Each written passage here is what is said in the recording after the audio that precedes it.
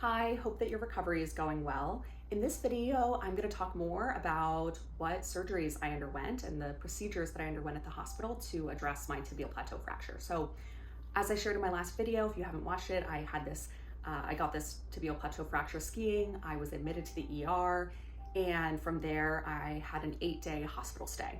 So, immediately when I was admitted to the ER, the question was what was going on. So, I got x-rays, and there was good amount of waiting and talking to different ER staff as they reviewed the x-rays and the other imaging that I had done. They came in, they let me know that a team of doctors and nursing staff and residents were going to do a procedure to basically set my bone. So as I shared in the previous video, my leg was completely broken, meaning the bottom half of my leg and the top half of my leg were no longer connected. So basically my bones were like this. And during the first procedure, it was not a surgery, but the team basically took my leg, stretched it out, and then put it into alignment like that. I was told that that is actually in many ways the most painful procedure of the 3 procedures I had. And so they did put me under, and they recommended making sure that I was in a good headspace before doing that. And so I just listened to an audiobook that I love and that suits me, and I kind of went off to sleep in a sense, or not to sleep, but I sort of went off while the procedure was happening. So woke up. At that point, my friend who was with me had been told what the issue was and what the plan of care was. It was really important to me that I hear that from a doctor and not from my friend, because I knew I would have questions. And so that was a really uncomfortable period, knowing that my friend knew a lot about what my future was going to look like, what my injury was going to look like, and my care, and not knowing, but I also knew that I would want to hear it from a doctor. So that was a really scary point, and I think a really vulnerable point of the hospital stay. I only had one question that I asked my friend. I said, will I walk again?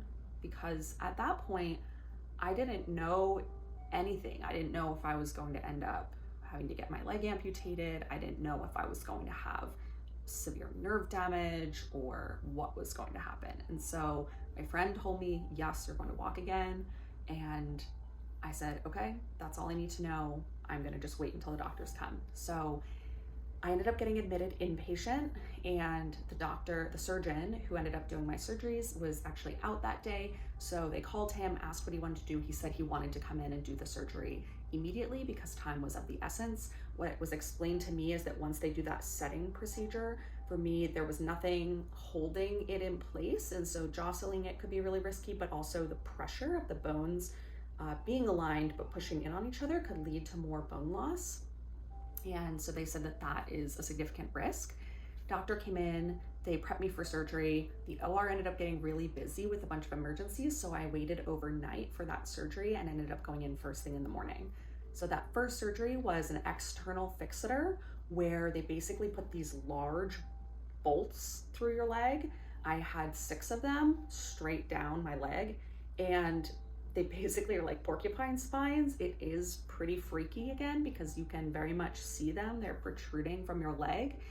I was incredibly fortunate that my surgeon said it's very common to have that X-fix on for 1 to 3 weeks, and to go and sort of, if you were living in the area, to go back home and live with that. Or if, for me, I wasn't from that area, I was on a vacation when I got hurt. So I would have had to just stay in a hotel or in an Airbnb. That would have been just awful, candidly. If you are going through this, my goodness, my heart is with you, because I cannot imagine when you have that X-fix, you can't walk. You can get around a little bit, like just from a bed to a bathroom on a walker, but beyond that, you cannot move at all. So for me, that would have meant just sitting on a hospital bed for a hotel bed for 1 to 3 weeks. I would have done it, of course. I would have had to do it, but I'm so glad that what my doctor said is because I was young, because I was healthy, he was optimistic that my swelling would come down rapidly if I just didn't do any PT, didn't do any OT, and just kept it elevated, literally, and iced 24/7.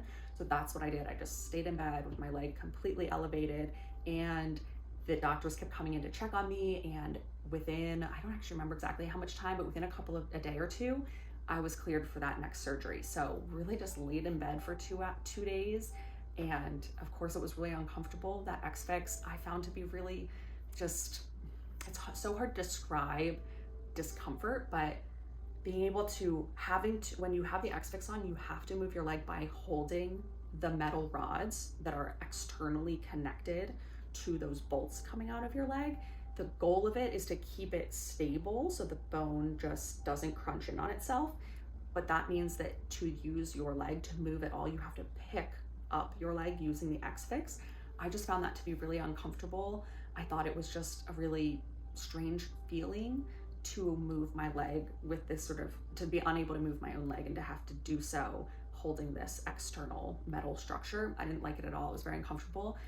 Also, it was hard sort of to remember exactly how far those bolts protruded from my leg. So when I was using the walker once, I hit the bolts against the walker and ooh, I was seeing stars. That was tough. But again, incredibly fortunate that I was able to stay inpatient in the hospital between the first surgery and the second surgery. So I was cleared with my swelling to go in for the second surgery. The surgeon had an opening on his calendar. And so I went in for surgery to get the internal fixator. So they basically take off that metal external structure, and that's when they put the plates, screws, and everything in my leg. So I have plates around my knee, a bunch of screws, and then I have a long plate down my tibia. And on the x-ray, it's a lot of metal. I had a pretty significant fracture, but that surgery went well, was brought back to my room. And from that point forward, the goal is just to get you out of the hospital. So I was shocked that there was no cast. I was told that casts are kind of a thing of the past when it comes to this type of surgery because they want you to have some movement in your leg. They don't want it to get locked in one position. I also barely had a brace. I was actually released from the hospital just with an ACE bandage around my leg and a lot of the gauze and padding. And I was told to keep that exact bandage on until I had my follow-up doctor's appointment where I would get sort of the gauze taken off and a look at the stitches to see if I could get those taken out. So at that point, the goal was just to get me out of the hospital. And so what I needed to be able to do is I needed to be able to pass my PT and my OT evaluations from the hospital staff. For me, that involved having to be able to do a certain number of stairs. It was like 10-ish stairs because there are stairs at my home that I would be going home to. And so to make sure I could get out of a car, up the stairs and into the house, I had to be able to pass that evaluation. And then OT, I had to be able to do some basic things like getting to the bathroom and being able to just get up and out of bed and to be able to like put a sock on my foot, things like that. This was really mentally the most challenging part of my hospital stay. And if you're watching this while you are in the hospital, my heart is with you. You've got what you need. You have the skills to get yourself up and out of that hospital, but it is hard and it is hard work. I was having low blood pressure. And so what that meant was anytime I sat up off the edge of my bed or stood up using the walker, I would pass out. I would feel the blackness starting to close in on me. I would know it was happening, but I wouldn't know how bad it was going to be because sometimes the blackness would just kind of linger and I could push through it. Sometimes the blackness would just close in and I would pass out. I have some medical trauma from my family history, from my dad having been sick, of him passing out and hitting his face in the bathroom and doing a lot of damage to his face. And so having that exact same issue and that exact same risk of the low blood pressure, the risk of falling in the bathroom, the risk of additional harm, mentally, that was what I had to make sure to push through and just to say, I have great care, I have family here supporting me, I can advocate for myself, and if I need more nursing support, I can like wait to try to get up and go to the bathroom or whatever it might be until that support is there. And that is what I had to do. I did have one incident where the nurse aide left the room. They shouldn't have done that. And I did end up passing out, but fortunately my sibling was there and was able to rush in and hit the emergency button, get the nurses there, etc. I share all of this to say that there are so many elements to this injury and this recovery. I don't think any med school lecture on what a tibial plateau fracture recovery will look like would say, oh, and the hardest thing will be mentally grappling with having low blood pressure, right? But for me, waiting to go into the surgeries and things like that was not that stressful. I had a lot of trust in my surgical team and the medical team. What was really hard was having this experience of not even being able to get out of bed without the risk that I was going to pass out and do further harm, maybe break more bones. And so For me, that was the hardest part mentally of the entire hospital stay, and that lasted for days, where I was just slowly trying to build up the tolerance of being able to sit up more, being able to get up more, being able to do a few more stairs. And truthfully, when I passed that final PT evaluation where I was able to do the stairs, I was having that blackness creep in, but I just pushed through because I really wanted to pass that test, and I am very goal motivated. So I knew I needed to get myself up and down those stairs if I wanted to get out of that hospital, and so I did it. And I'm just really grateful to the PT and OT staff who were there by my side, literally to catch me if I was passing out, and to give me that sort of boost of encouragement that it was hard, but I was gonna make it happen. And so if you're in the hospital, you can do it. I know I would wake up in the morning and be like, oh, I'd be counting down, like, when is the OT gonna show up? When is it gonna show up? Am I gonna be with it enough? Am I gonna have enough food in my system to keep my blood pressure up, etc.? It's hard, it's really hard, but you can do it. You're gonna get out of the hospital. I got out, and from there, basically discharged straight from the hospital to the airport, where I then flew home.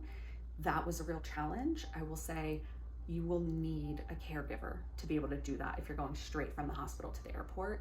That day took an incredible amount of forbearance, of mental strength, and just a lot of good coping mechanisms to be able to dissociate as hard as I could once I was on that plane, and just to not focus on the pain and the discomfort and everything that was going on, and just to know that it was worth it, that I was going to be home soon, and that I had my sibling there to care for me if anything should go wrong.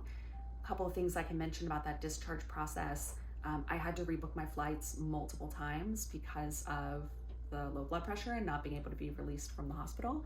My sibling handled all of this, but Delta Airlines, shout out, they were amazing at bumping me from flight to flight to flight. I will also say it was a really heartening and empathy-inducing experience just for myself, thinking, you know, they kept bumping people out of the bulkhead, the like nice front seats with more leg room, so that I could have those seats because of my injury. And man, it was just a reminder that, like, I used to travel a lot for work, and I know it can be frustrating if you get bumped from better seats to worse seats or something like that. And this was just one of those reminders that, like, you never know what somebody else is going through. And for me now, if I get bumped from a bulkhead seat to a worse seat, or from a window seat to a middle seat, whatever it might be, I'm sure, like everybody, I'll be frustrated a little bit, but I'll just remember, like, that person might be going through the worst day of their life. And I just hope, I'm just so grateful. I don't even think the people who were bumped out of those seats knew that I was having this experience. I don't know who they were on the plane, but I was enormously grateful to have like a little more leg space because I could not bend my leg, and to be able to have that easier access on and off the plane. So that's what that took. I got home, I had family support to help me get into the car and then up the stairs at home and settled into bed. At that point, I was home, and recovering from there looked really different than the hospital stay. So in my next video, I'm gonna share just some quick tips that I learned from having an 8-day hospital stay. And then after that, I'll share more about what the first couple of months of recovery looked like. So please drop a comment below. If you are in the hospital and you need encouragement, please, please, please reach out. I would absolutely love to hear what you're going through, be a listening ear, provide any encouragement or recommendations that I can. And if you've already been through this and you had a different set of surgeries or recovery, please drop it in the comments. I'm in a Tibial Plateau Fracture Facebook group, and it's been so interesting reading other people's stories of their care journey. Quite a few folks who have not had surgery at all, which was certainly not an option for me, but it's really interesting for me to learn that that's even a possibility. Folks who had really long waits to be able to be seen by a surgeon, and so had to manage at home for longer periods of time. I mean, there's just so many different ways that this can look, but for me, it was an 8-day hospital stay with 3 procedures, of which 2 were surgeries, and I'm happy to share anything I can that might help you on your journey.